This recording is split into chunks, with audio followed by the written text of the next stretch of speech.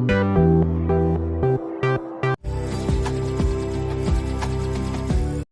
Guys, എല്ലാവർക്കും എൻ്റെ പുതിയ വീഡിയോയിലേക്ക് സ്വാഗതം. നമ്മുടെ തംബ്നെയിൽ കണ്ടല്ലോ, നമ്മുടെ ഇന്നത്തെ വിഭവം എന്ന് പറയുന്നത് തക്കാളി ചമ്മന്തിയാണ്.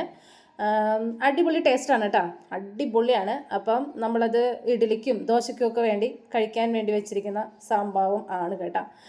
എന്ന് വെച്ച് കഴിഞ്ഞാൽ അടിപൊളിയാണ്, അതിന് അത്രേ ഉള്ളൂ. പിന്നെ അതിനകത്ത് നമ്മൾ പാനിൽ കുറച്ച് ഇതിൻ്റെ അളവ് ഞാൻ പറഞ്ഞില്ലല്ലോ.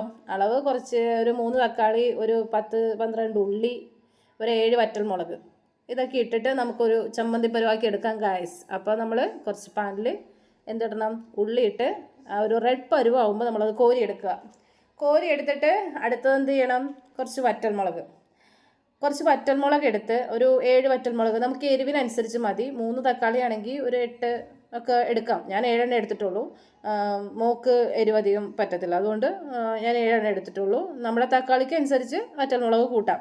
വറ്റൽമുളക് നമ്മൾ ചെയ്യുമ്പോൾ ഉള്ളിക്ക് ഫ്ലെയിം കൂട്ടിയ മാതിരി വറ്റൽമുളകിന് കൂട്ടിയാൽ നമുക്ക് പണി കിട്ടും ഗായ്സ്. അപ്പോൾ കറുത്ത് കരിമുട്ടി പോലെ ആയിപ്പോവും. അപ്പോൾ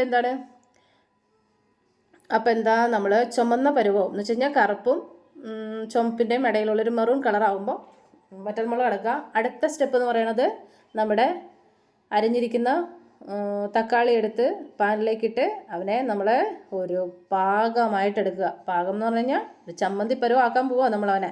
അപ്പോൾ എന്ത് ചെയ്യണം, നല്ല രീതിയിൽ അങ്ങോട്ട് വഴറ്റി അവൻ്റെ ചോര നീരൊക്കെ അങ്ങോട്ട് ഊറ്റിയെടുക്കുന്ന, എണ്ണ കിടന്നിങ്ങനെ ഇതാക്കുന്ന കണ്ട കിരികിരാന്ന് ആ പരുവാകുമ്പോൾ നമുക്ക് തക്കാളി വാങ്ങിയെടുക്കാം. തക്കാളിയുടെ ഇതിൻ്റെയൊക്കെ ചൂട് മാറിയിട്ട് വേണം നമുക്ക് എന്ത് ചെയ്യാൻ, മിക്സിയിലിട്ട് അടിക്കാൻ, അല്ലെങ്കിൽ മിക്സിക്ക് പണി കിട്ടും ഗായ്സ്. അതുകൊണ്ട് നോക്കിയും കണ്ടും ഒക്കെ ചെയ്യുക. ഓക്കെ, അപ്പം ചൂട് മാറി. അപ്പം നമ്മളത് അടിക്കാൻ പോവുകയാണ്. അടിച്ച് നല്ല ഒരു നമ്മുടെ വറ്റൽമുളകൊക്കെ ഒന്ന് അരഞ്ഞ് കിട്ടാൻ ഇച്ചിരി പാടാണ്. ദതി പരുവാകുമ്പോൾ എടുക്കുക. അടുത്തത് എന്താണ്, തക്കാളി ഭയങ്കര സിമ്പിളാണ്. കാരണം എന്ന് വെച്ച് കഴിഞ്ഞാൽ തക്കാളി അരഞ്ഞ് കിട്ടാൻ ഒരു 2 അടി പോലും വേണ്ട. അവനങ്ങ് ചമ്മന്തി പരുവം പേസ്റ്റ് പരുവാക്കി കിട്ടും നമുക്ക്. അങ്ങനെ തക്കാളി ചെയ്ത് കഴിഞ്ഞിട്ട് നമ്മുടെ നേരത്തെ ഉപയോഗിച്ചിരുന്ന എണ്ണയിൽ തന്നെ ചെയ്താൽ മതി, എന്നാലും അതിനൊരു ഫ്ലേവർ ഉണ്ടാവുള്ളൂ. അതിനകത്ത് കടുകും കുറച്ച് വേപ്പിലും ഇട്ട് പൊട്ടിക്കുക.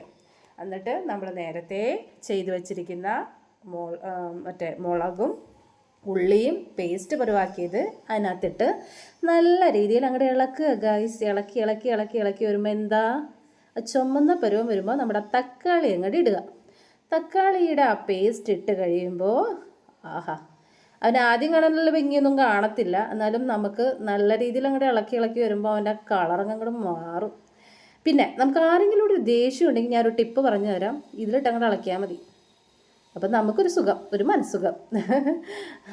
അപ്പം എന്താണ്, അത് തമാശ പറഞ്ഞാണ് കേട്ടോ. അങ്ങനെ നമ്മുടെ തക്കാളി ഏകദേശം ചുമന്ന് വരുന്നുണ്ട്. അവന് അടിപൊളി കളറായത്, എണ്ണയൊക്കെ തെളിഞ്ഞു വരുന്നുണ്ട്.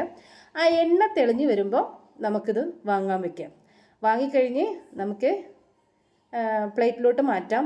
അപ്പോൾ ശരി, എൻ്റെ വീഡിയോ എല്ലാവർക്കും ഇഷ്ടപ്പെട്ടെങ്കിൽ ബൈ, ടാറ്റാ. അടുത്ത വീഡിയോയിലേക്ക് വരെ ടാറ്റാ.